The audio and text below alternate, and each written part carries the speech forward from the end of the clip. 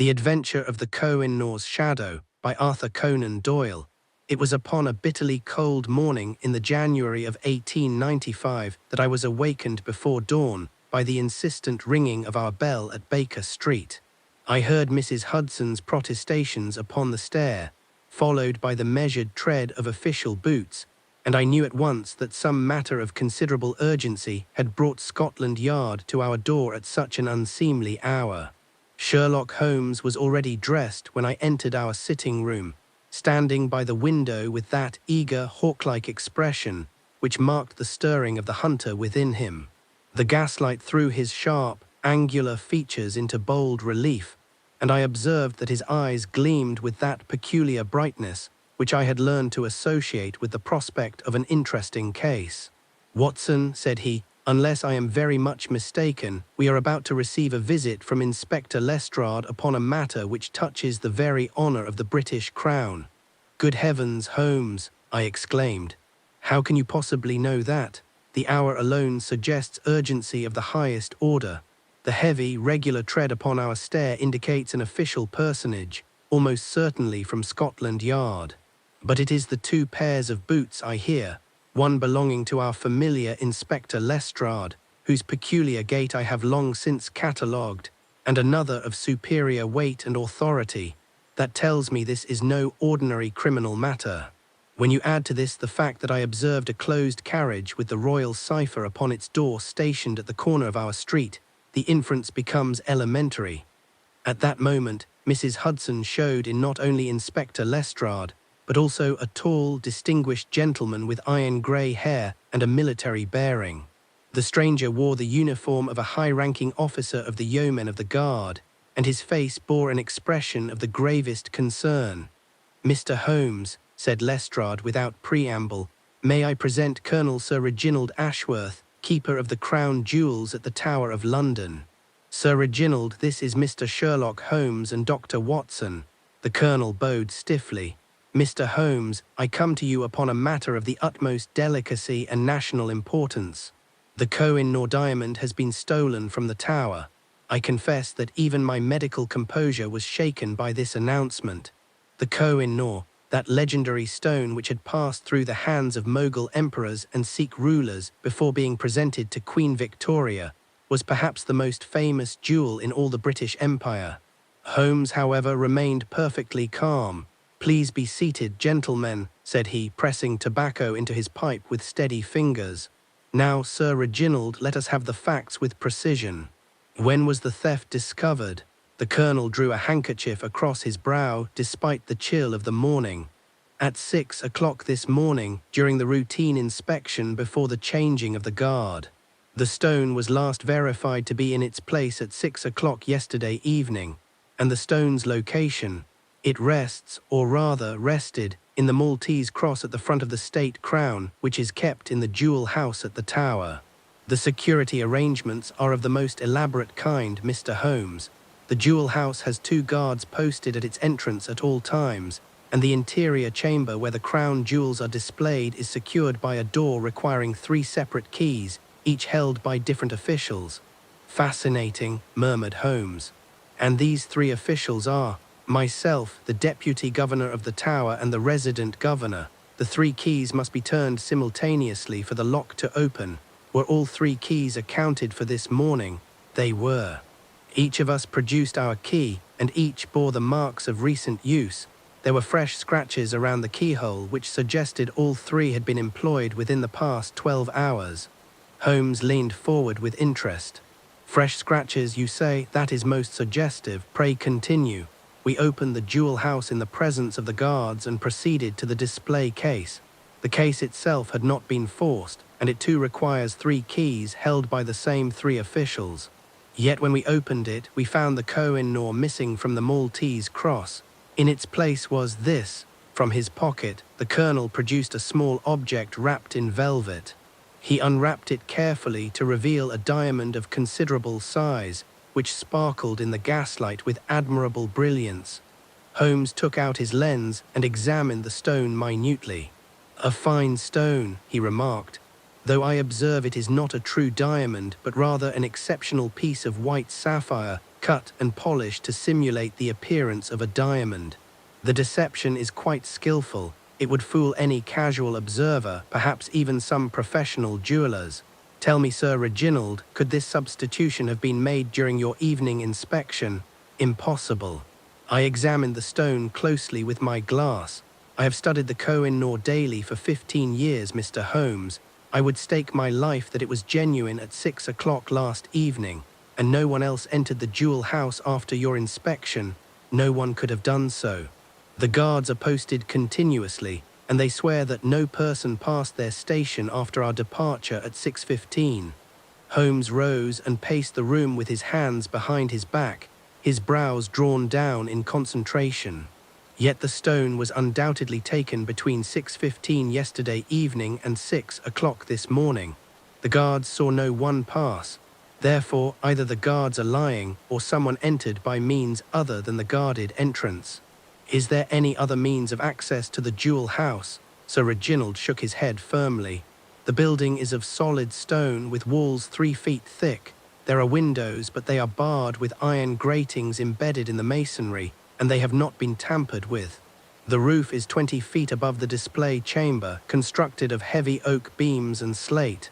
I see. And what of the guards themselves? Have they been questioned? Lestrade intervened at this point. We've had them at the yard since 7 o'clock, Mr. Holmes. Sergeant Matthews and Private Denby, both of impeccable record. Matthews has served at the tower for 12 years, Denby for 6. Neither shows any sign of unusual wealth, and both submitted to having their quarters searched. Nothing was found. Yet someone must have accomplished this remarkable feat, said Holmes. Sir Reginald, I should like to examine the scene of the crime immediately. Watson, bring your service revolver. In matters touching the security of the realm, one cannot be too cautious. The morning fog still hung thick over the Thames as our carriage rattled through the gates of the Tower of London. The ancient fortress loomed grey and forbidding in the dim light, and I felt a shiver run down my spine that owed nothing to the January cold. How many dark deeds these walls had witnessed across the centuries, and now, perhaps, the most audacious theft in British history. Sir Reginald led us across the parade ground to the jewel house, a solid stone structure that dated from the 14th century. 2 guards in the red uniform of the yeomen stood rigidly at attention at the entrance, their halberds gleaming in the gaslight from the doorway. These are the men who were on duty last night? Asked Holmes. No, Mr. Holmes, these are their reliefs. Matthews and Denby are still at Scotland Yard. A pity. I should have liked to question them here in situ, as it were. But no matter, we shall manage. The interior of the jewel house was exactly as Sir Reginald had described it. We passed through an antechamber and approached a heavy oak door fitted with 3 keyholes arranged in a triangular pattern. Sir Reginald produced his key, and we waited while messengers fetched the deputy governor and the resident governor with their respective keys. When all 3 officials had gathered, they inserted their keys in unison and turned them with a practiced motion. The heavy bolts drew back, and the door swung open to reveal the treasure chamber beyond. It was a circular room perhaps 30 feet in diameter, with a vaulted ceiling from which hung a chandelier of exceptional beauty. Around the walls, in glass cases, rested the crown jewels of England, the sceptres, orbs, and coronation regalia that represented the sovereignty of the British Empire. But our attention was focused upon a single case in the centre of the room, atop a stone pedestal, in which rested the imperial state crown. Holmes approached the case slowly, his keen eyes taking in every detail. He examined the lock, the hinges, the glass itself. Then he produced his lens and studied the Maltese cross at the front of the crown, where the white sapphire now gleamed in place of the Koh-i-Noor. Most instructive, he murmured. Watson, observe the setting of this stone. What do you notice? I peered closely at the crown. The stone appears to be held by the same golden claws that secured the original diamond. Precisely. Which means that the thief did not simply remove the entire setting. He carefully extracted the Koh-i-Noor and replaced it with this simulacrum. That argues for considerable skill and time. This was not the hasty work of a common burglar. Holmes then turned his attention to the floor, circling the pedestal slowly with his lens to his eye. At one point, he dropped to his knees and examined something intently, finally extracting a small envelope from his pocket into which he placed some minute object. "Sir Reginald," said he, rising, "you mentioned fresh scratches around the keyhole of the outer door. May I examine those scratches?" We returned to the entrance, and Holmes studied the lock mechanism with great care. "Ah," said he at length, "I perceive that these scratches are indeed recent. They were made by keys that were slightly misaligned during insertion, the natural result when three different individuals must coordinate their actions. And yet," he paused, his lens hovering over one particular mark, "this scratch here is of a different character. It was made by a key that was inserted alone, without the simultaneous insertion of the other two keys.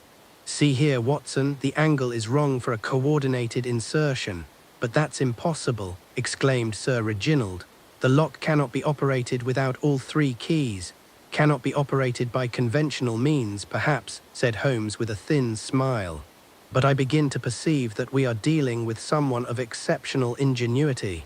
Now, Sir Reginald, I must ask you some questions about the evening inspection. Who was present besides yourself, the Deputy Governor, Sir James Woolcott, and the Resident Governor, General Sir Harold Carmichael?" "No one else. My aide, Lieutenant Crawford, was in the antechamber as is customary." "Describe your inspection procedure." "We three officials enter the chamber together. I personally verify each major piece, examining the most valuable stones with my glass. The entire process takes approximately 20 minutes.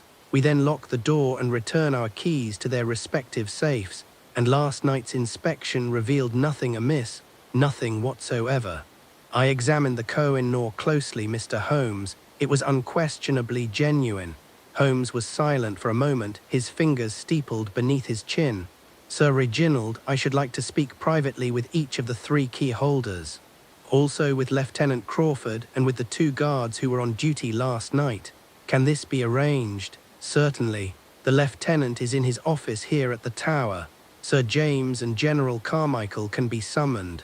As for the guards, Inspector Lestrade can produce them from Scotland Yard." "Excellent. Watson and I shall begin with Lieutenant Crawford, if you would be so kind as to show us to his office." Lieutenant Crawford proved to be a fresh-faced young man of perhaps 28, with the bearing of a career military officer.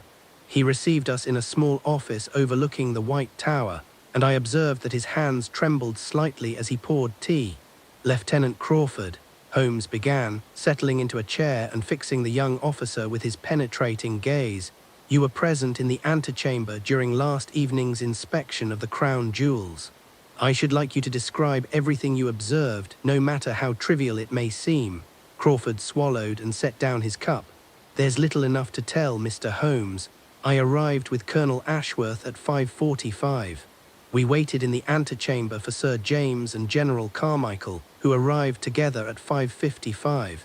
The three officials proceeded into the treasure chamber while I remained outside, as is proper." "And during this time, did you observe anything unusual?" "Any sounds from within the chamber?"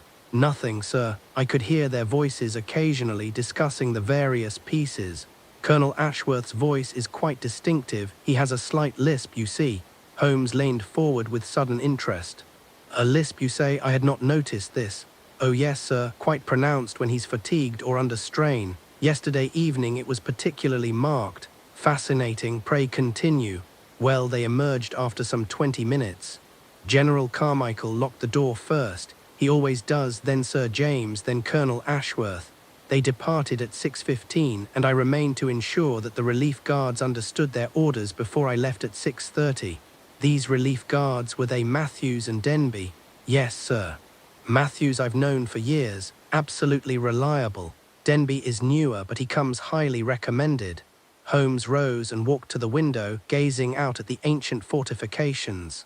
"Tell me, Lieutenant, what is your opinion of the three key holders? Are they all equally reliable?" Crawford looked uncomfortable.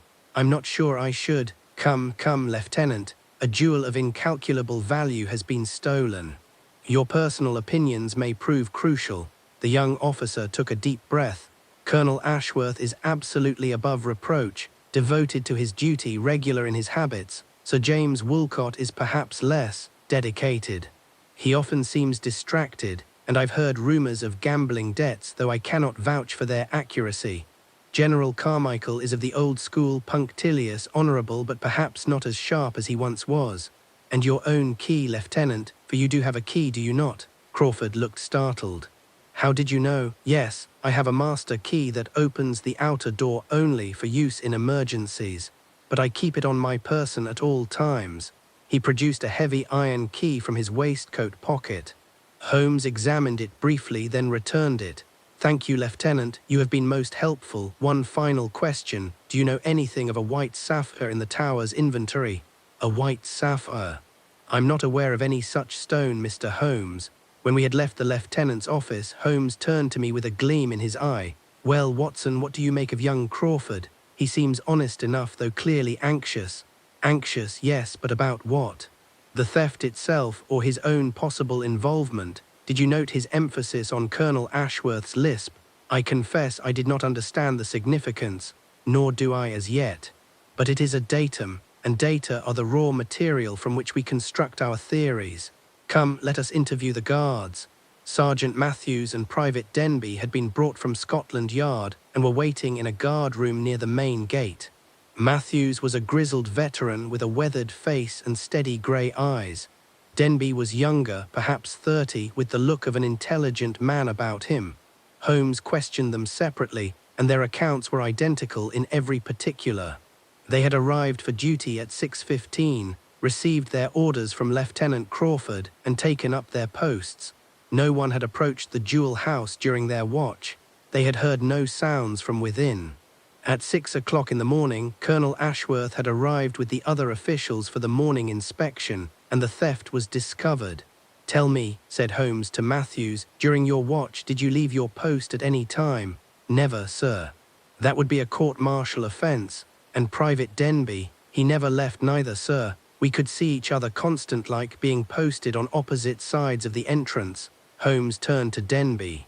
You are relatively new to the tower, I understand. 6 months, sir, come Tuesday. And before that, I served in India, sir, 3rd Bengal Infantry, got my discharge and joined the Yeoman Guard upon returning to England. India, Holmes exclaimed. That is most interesting. Tell me, Private Denby, during your service there, did you ever hear stories about the Koh-i-Noor diamond? Denby's face hardened slightly. Every British soldier in India knows of the Koh-i-Noor, sir. It once belonged to Indian princes before it came to England. Before it was taken, you mean to say? Holmes's voice was gentle but probing. I meant no disrespect, sir. None taken.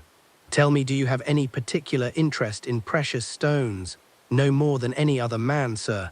Holmes questioned them for a few minutes more, but learned nothing further of consequence. When they had been dismissed, he sat in silence for some time, pulling at his pipe and staring at the ceiling. You suspect Denby, I ventured. I suspect everyone, Watson, but yes, Denby interests me. A man who has served in India, who has heard the legends of the Koh-i-Noor, who has been at the tower for 6 months, time enough to learn the routines and make his plans. And yet the essential problem remains. How did anyone enter that chamber? Our next interview was with Sir James Woolcott, the Deputy Governor. He was a florid man with an anxious manner, and I could well believe Lieutenant Crawford's hints about gambling debts. His account of the evening inspection matched Colonel Ashworth's in every detail, but I noted that his hands shook as he lit his cigar. Sir James, said Holmes, I understand you have the second key to the treasure chamber.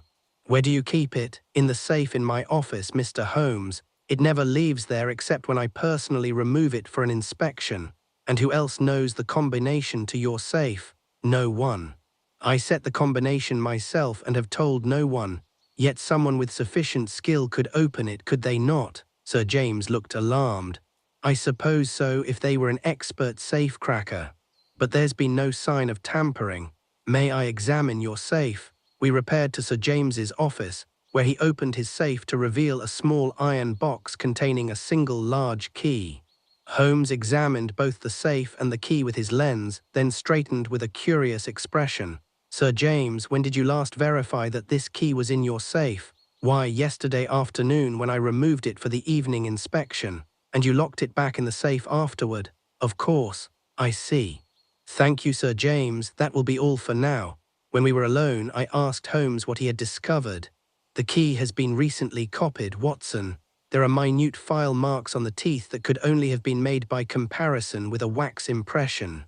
Someone has been most industrious. Good Lord, then Sir James is the thief. Not necessarily. Anyone who could open his safe could have copied the key. This grows more intricate by the moment. Our final interview was with General Sir Harold Carmichael, a distinguished officer of perhaps 70 years. He was a tall, straight-backed man with a white moustache and the clear eyes of one who had spent his life in the service of his country. His account matched the others, and Holmes could find no inconsistency in his testimony. "General," said Holmes as we rose to leave, "one last question. You are the first to lock the chamber door during the inspections. Is there any particular reason for this?" The General smiled. "A matter of precedence, Mr. Holmes. I am the senior official present, so I have the honor of the first turn of the key. It's a small thing, but traditions matter at the Tower." "Indeed they do. Thank you for your time, General." As we walked back across the parade ground, Holmes was silent and thoughtful. Finally he spoke. "Watson, we are dealing with a crime of exceptional complexity. The thief had access to copies of all 3 keys. He knew the inspection schedule. He possessed the technical skill to remove and replace a diamond from its setting. And he managed to enter and exit a sealed chamber without being observed. This was no common criminal. Then who, Holmes? Surely someone within the Tower, perhaps. Or perhaps someone with intimate knowledge of the Tower's operations who is not himself a resident. Watson, I need to think. Let us return to Baker Street, where I can smoke my pipe in peace and arrange these facts into a coherent pattern." The afternoon found Holmes in his armchair, surrounded by clouds of acrid smoke from his old clay pipe. He had not spoken for 2 hours, and I knew better than to interrupt his cogitations. The fire burned low in the grate, and the winter darkness was gathering outside our windows when he finally stirred. "Watson," said he, "I believe I begin to see light, but I need more information. Would you be so kind as to send a telegram to our friend Jabez Wilson, asking if he still has contacts in the gem trade?" I did as he asked, though I could not fathom the connection between our rotund pawnbroker friend and the present case. Within an hour, a reply arrived, and Holmes read it with evident satisfaction. "Excellent. Mr. Wilson informs me that his brother-in-law deals in precious stones in Hatton Garden. I think a visit there tomorrow morning would be most instructive." "Holmes," I ventured, "surely you don't suspect Wilson's brother-in-law of being involved in this theft?" "Not at all, dear fellow. But I need expert information about diamonds and specifically about the Koh-i-Noor. There are some peculiar aspects of this case that require specialist knowledge." The next morning found us in a small shop in Hatton Garden, where Mr. Samuel Levy, a jeweller of considerable reputation, examined the white sapphire that had been substituted for the Koh-i-Noor. "A remarkable piece of work," said he, studying the stone through his loupe. "The cut is an excellent imitation of the Koh-i-Noor's unique shape. Most people don't realize that the Koh-i-Noor was recut in 1852, losing nearly half its weight in the process to give it greater brilliance." "I am aware of the history," said Holmes. "What interests me is where such a stone might have been obtained." Levy turned the sapphire in his fingers. "White sapphires of this quality are relatively rare. Ceylon produces the finest specimens. As for who might have cut and polished it, that requires exceptional skill. In London, there are perhaps 3 or 4 craftsmen capable of such work. Could you provide me with their names and addresses?" "Certainly, Mr. Holmes." Armed with this information, we spent the remainder of the day visiting the workshops of London's finest gem cutters. At the 3rd establishment, we met with success. The proprietor, a Mr. Heinrich Vogel, examined the stone and immediately recognized his own work. "Ja, this is mine," said he in heavily accented English. "I cut this stone 3 months ago. It was commissioned by a gentleman who provided very specific measurements. He said it was for a theatrical crown to simulate the appearance of a famous diamond." "Can you describe this gentleman?" "He was middle-aged, with grey hair and a military bearing. He wore a monocle, I remember, and he had a slight lisp when he spoke." I saw Holmes's eyes light up with triumph, though his voice remained calm. "And did he pay you well for this work?" "Very well indeed, Mr. Holmes." £50, an excellent sum for a sapphire, even one of this quality. Did he give you his name? He called himself Major Morrison, but I had the impression it was not his real name. As we left Vogel's workshop, I could contain myself no longer. Holmes, the lisp, it must be Colonel Ashworth. He commissioned the false stone months ago, planning this theft all along. Did he, Watson? Or did someone who knew of the Colonel's distinctive speech defect wish to cast suspicion upon him?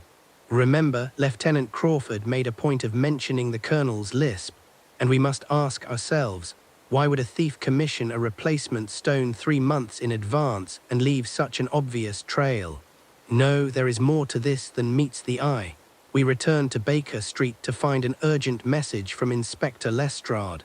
A dealer in stolen goods in Whitecapel had reported being approached by a man trying to sell a large diamond.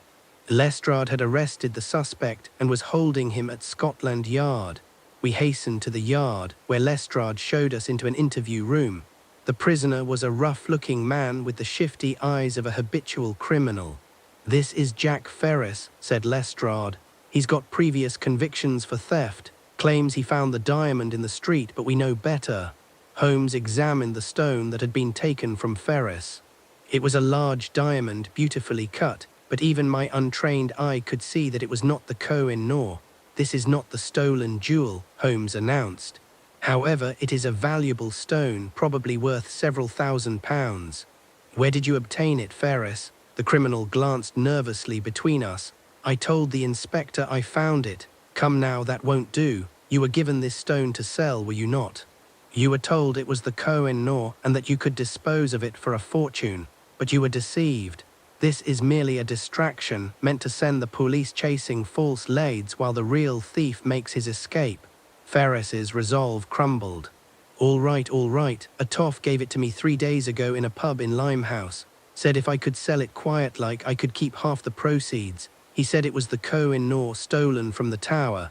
Describe this man. He was dressed like a gentleman, but he had a common accent.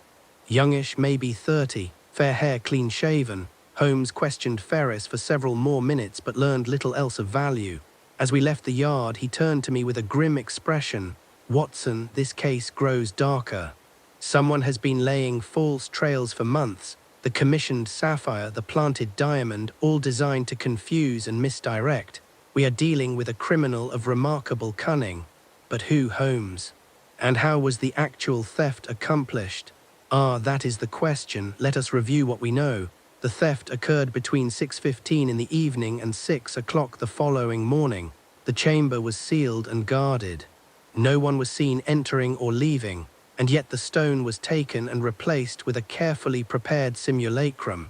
He was silent for a moment, then suddenly seized my arm. "Watson, I have been blind. The answer has been before us all along, if only I had the wit to see it." "Holmes," I cried, "what have you realized?" But he would say no more, and instead hurried me back to Baker Street at such a pace that I was quite out of breath when we arrived. There he spent the next hour in furious activity, sending telegrams and consulting his commonplace books, those volumes in which he kept details of past cases and individuals who had come to his attention. At last he flung himself into his chair with an expression of grim satisfaction. "Watson, I believe I have it, but I must verify certain facts before I can be certain. Tomorrow morning we return to the tower, and I think we shall be able to lay this mystery to rest." That night I slept poorly, my mind racing with possibilities. When dawn finally came, I found Holmes already dressed and eager to be off. At the tower, we met Colonel Ashworth in his office.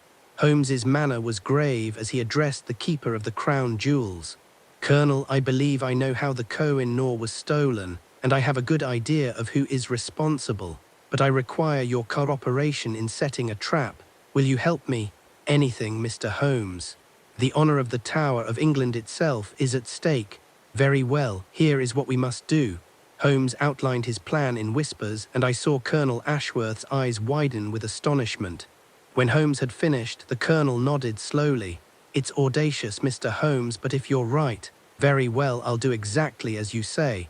We spent the remainder of the morning making our preparations. At 2 o'clock in the afternoon, Colonel Ashworth sent word to Sir James Woolcott and General Carmichael that an emergency inspection of the crown jewels was required.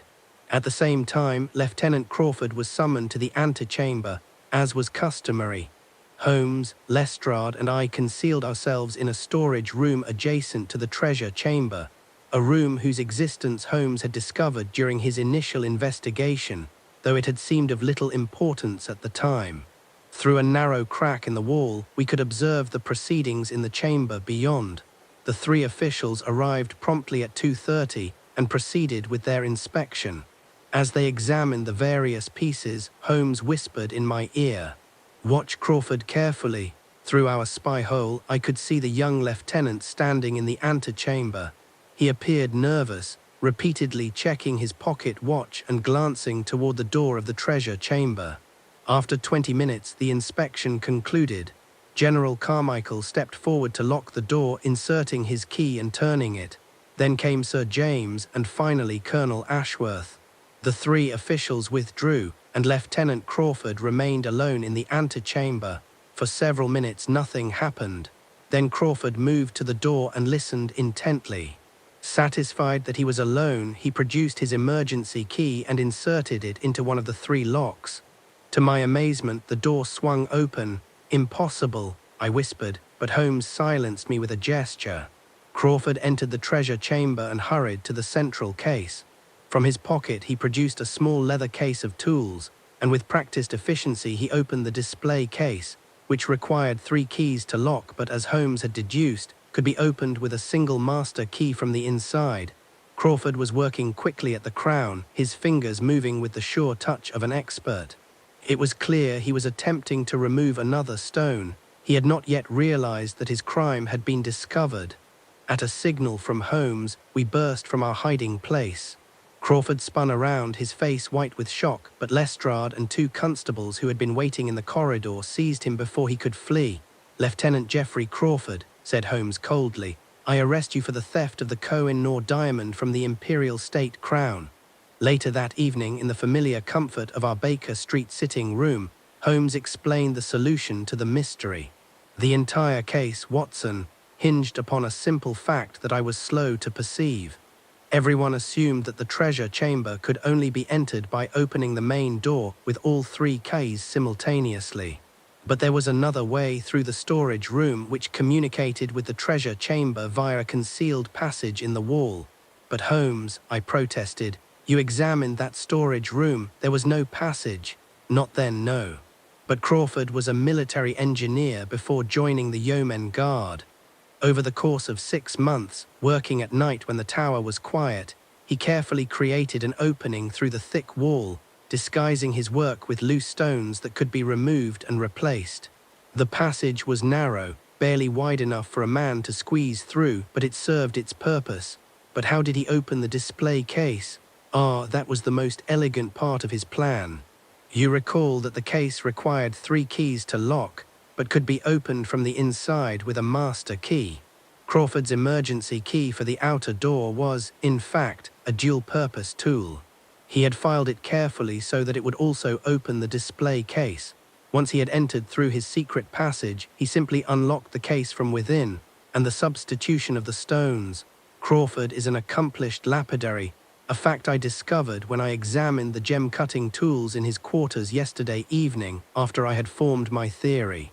He personally cut the white sapphire, working from measurements he had taken during previous inspections when he accompanied Colonel Ashworth. The imitation of Ashworth's lisp when commissioning the sapphire from Vogel was a clever attempt to cast suspicion on the colonel. But why did he replace the Koh-i-Noor with a false stone rather than simply taking it? Because he knew that the crown jewels were inspected daily. If the stone had been missing, the alarm would have been raised immediately. By replacing it with a simulacrum, he bought himself time to arrange for the sale of the real diamond and to make his escape. Remember, he planted that false diamond with Ferris, intending that the police would waste time and resources chasing that false lead. And where is the real Koh-i-Noor now? In Crawford's quarters, hidden inside a hollowed-out book. Lestrade's men found it an hour ago. Crawford had not yet found a buyer willing to handle such a famous stone, which is fortunate, for it may have been lost forever had he succeeded in selling it to some unscrupulous collector abroad. But Holmes, how did you deduce that Crawford was the culprit? Surely all of this could have been accomplished by any of the three key holders. Holmes lit his pipe and settled back in his chair with evident satisfaction. There were several factors that pointed to Crawford. First, there was his emphasis on Colonel Ashworth's lisp, a detail that seemed innocent enough, but which later proved significant when we learned that the man who commissioned the false sapphire also had a lisp. This suggested that someone was deliberately trying to incriminate the colonel. Second, there was the matter of the fresh scratches on the lock. You recall that Sir Reginald mentioned them, and when I examined them closely, I found that one scratch had been made by a key inserted alone, not in concert with the other two. This suggested that someone had recently practiced opening the door with a single key, practicing, perhaps, with the master key that Crawford legitimately possessed. Third, and most damning, was the discovery I made during our first visit to the treasure chamber. When I knelt to examine the floor, I found a tiny flake of white stone dust, not diamond dust, which would have been appropriate given the presence of so many jewels, but stone dust from masonry work. Someone had been chipping away at the wall. Fourth, Crawford's service in India gave him both motive and knowledge. He would have heard the legends of the Koh-i-Noor, how it was taken from Indian rulers and brought to England. He would have known its history, its value, and perhaps harboured some resentment about its presence in the British Crown. Private Denby's similar service in India was a red herring. Crawford deliberately chose to have Denby assigned to guard duty that night, knowing that suspicion might fall upon a man who had served in India and might sympathise with Indian claims to the diamond. Fifth, Crawford's background as a military engineer gave him the skills necessary to create the passage through the wall and to work with precious stones. When I visited his quarters yesterday, ostensibly to ask a follow-up question about the evening of the theft, I noted several technical manuals on engineering and lapidary work, as well as tools that had no business being in a lieutenant's quarters. Finally, there was the curious incident of the inspection schedule. Crawford, as Colonel Ashworth's aide, was responsible for coordinating the inspections. I learned from the tower's records that the inspection schedule had been changed 3 weeks ago from morning to evening, a change that Crawford himself had proposed. This gave him the entire night to work undisturbed rather than just a few hours. I shook my head in admiration. It's extraordinary, Holmes, and yet with all these clues, how did you know he would attempt another theft today? Ah, that was a calculated risk. You see, Watson, Crawford's plan was not to steal only the Koh-i-Noor. That would have aroused immediate suspicion once the substitution was discovered. No, his scheme was far more ambitious. He intended to gradually replace all of the major stones in the crown jewels with false gems, accumulating a fortune over time. The substitution of the Koh-i-Noor was merely his first success. When we set our trap today, he was attempting to remove the second star of Africa from the imperial scepter, another diamond of immense value. I reasoned that once the theft of the Koh-i-Noor was discovered, Crawford would panic. He would know that his secret passage might be discovered at any moment and that his opportunity would be lost. Therefore, he would attempt one more theft before fleeing. By arranging an afternoon inspection, a time when such inspections are never conducted, I created an irresistible opportunity for him. He could not know it was a trap, but how did he get his hands on wax impressions of all three keys? Holmes smiled grimly. That, Watson, was the simplest part of his scheme. As Colonel Ashworth's aide, Crawford handled the keys whenever they were used. It was the work of a moment to press each key into a prepared wax mold hidden in his pocket. With these impressions, he could file his master key to fit not only the outer door but also the display case. The three-key system, which seemed so secure, was in fact vulnerable to anyone with access to the keys and the technical skill to create copies. And the gambling debts of Sir James Woolcott, a genuine circumstance that Crawford was prepared to exploit if necessary. Had we arrested Sir James, Crawford would have stepped forward with evidence. No doubt the very tools and wax impressions he himself had used that he had discovered in Sir James's office. But we moved too quickly for him to implement that part of his plan. At that moment, Inspector Lestrade arrived, his face beaming with satisfaction. "Mr. Holmes, I've come to thank you personally. Crawford has made a full confession. It seems he accumulated gambling debts of his own while stationed in India, over £5,000. He was desperate, and the opportunity presented by his position at the Tower proved too tempting. He spent 6 months preparing his theft, studying the jewels, learning the routines, and gradually excavating his passage through the wall." "And what of the Koh-i-Noor?" I asked. "Has it been safely restored?" "It has, Dr. Watson. Colonel Ashworth personally examined it under his glass and confirmed its authenticity. It has been returned to its rightful place in the Imperial State Crown, and I dare say the security arrangements at the Tower will be considerably enhanced." "As they should be," observed Holmes. "This case has revealed several dangerous vulnerabilities in the Crown's security. The three-key system is sound in principle, but it assumes that all 3 key holders are above suspicion and that no one else has access to the keys. A 4th lock requiring a key held by someone outside the Tower administration would substantially improve security." Lestrade nodded vigorously. "I shall recommend exactly that to the Home Secretary.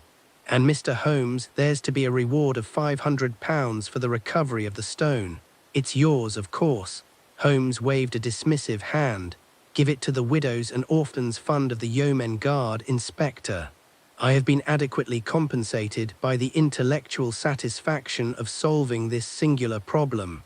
After Lestrade had departed, I poured 2 glasses of brandy and handed one to my friend. "Holmes," said I, raising my glass, "you have saved not merely a precious stone but the honor of the British Empire.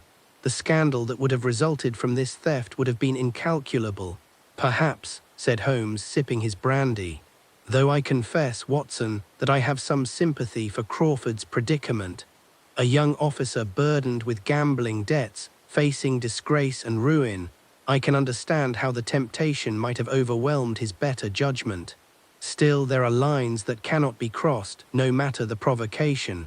When a man accepts a position of trust, he accepts the responsibility that comes with it. What will become of him? He faces a long prison sentence, I should think.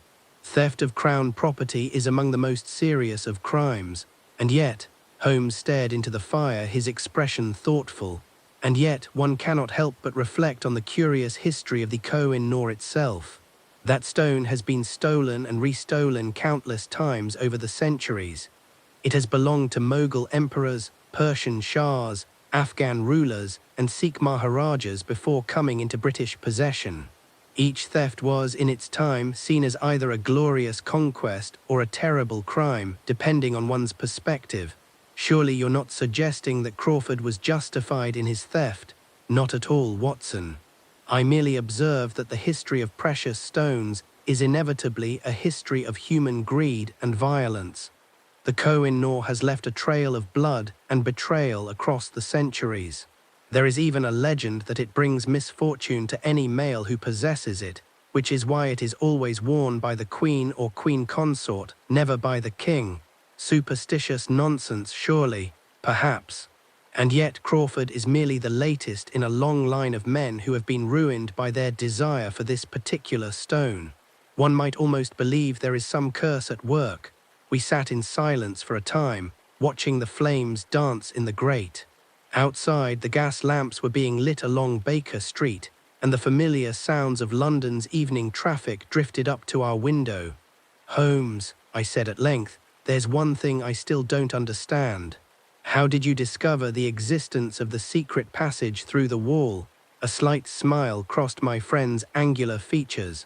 "That, Watson, was the result of careful observation and historical knowledge. When I examined the storage room during our first visit, I noted that its dimensions were peculiar. The room was considerably shorter than the exterior wall would suggest. This implied that there was a space between the storage room and the treasure chamber, a space that had been deliberately walled off. I consulted the tower's architectural records, which showed that in the 14th century, when the jewel house was constructed, there was indeed a passage connecting these 2 rooms. It was sealed up in the 16th century during renovations under Elizabeth I, but I reasoned that anyone with engineering knowledge and access to the old plans could have discovered this and used it to their advantage. The stone dust I found confirmed my theory. Someone had been chipping away at the sealed passage, carefully removing the mortar and stones to create an opening. Crawford had worked slowly and carefully over many months, ensuring that his excavation would not be detected. He removed the rubble bit by bit, probably disposing of it in the Thames during his late-night walks around the Tower grounds. It's remarkable, Holmes. Without your knowledge of the Tower's history and your attention to architectural details, the crime might never have been solved. Perhaps, said Holmes, though I detected a note of satisfaction in his voice. Though I confess, Watson, that for a time I was quite baffled. The locked room aspect of the case was most perplexing. It was only when I stopped thinking about how someone could have opened the locked doors and started thinking about alternative means of entry that the solution presented itself. And the white sapphire.